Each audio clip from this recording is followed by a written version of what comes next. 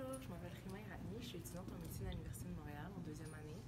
Fait que dans le fond, j'ai présenté mon projet qui est Transient TNF-alpha Inhibitors Utilization in Children with IBD during the last 10 years. Donc dans le fond, c'est une étude qui a pour but, parce qu'on sait que depuis la dernière décennie, les anti-TNF sont beaucoup utilisés pour le traitement des maladies inflammatoires intestinales. Par contre, l'utilisation n'est pas encore tout à fait définie, et surtout dans la population pédiatrique. Donc, dans le fond, on a utilisé, dans cette étude, on essaie justement de définir l'utilisation, donc plus spécifiquement sur la population pédiatrique. Donc, dans le fond, dans cette étude, on a 925 patients. 622 d'entre eux ont une maladie de Crohn, 174 ont une colite ulcéreuse, puis 129 ont une colite indéterminée. Puis là-dedans, il y a 49% de femmes.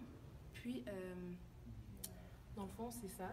Puis, dans le fond, c'est une étude transversale qui s'écoule sur 10 ans, donc de janvier 2009 à décembre 2018. Puis, c'est ça, l'âge moyen de diagnostic était 13,9 ans.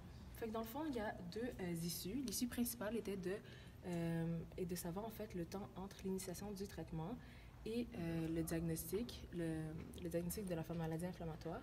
Puis deuxièmement, c'était la proportion des patients qui ont reçu un traitement qui est considéré early, c'est-à-dire en moins de 3 mois, dans les 3 mois suivant justement le diagnostic. Donc dans le fond, on va passer aux résultats. Donc on va y aller quand même généralement. Donc ici, dans la première figure, on voit en nombre absolu le nombre de patients qui ont été traités de 2009 à 2018 avec des anti-TNF. Fait qu'on voit ici qu'en 2009, dans les early treated, c'est-à-dire moins de 90 jours, il y en a seulement 4, tandis qu'en 2018, on en a 53. Ensuite, si on parle plutôt de proportion, il y en a 4,7% en 2009, tandis qu'il y a 40% en 2018. Donc, on voit que c'est 8 fois plus. Ensuite, si on parle de manière plus statistique, le temps médian, dans le fond, entre le diagnostic de la maladie et l'initiation du traitement est de overall, c'est-à-dire en général pour tous, de 117 jours. Par contre, si on regarde en 2019, c'était plutôt 354 jours. Et en 2009, pardon, et en 2018, c'était 26 jours de temps médian.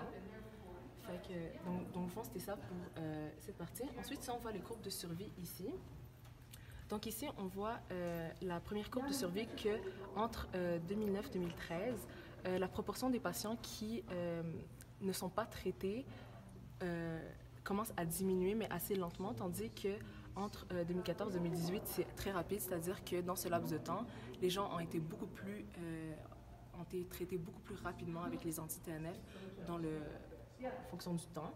Puis si on regarde la dernière courbe ici, en général, on l'a résumé avec une phrase, c'est-à-dire qu'à un âge de diagnostic plus jeune, les enfants ont tendance à être traités beaucoup plus rapidement avec des anti-TNF, c'est-à-dire qu'ils ont 1,4 fois le risque.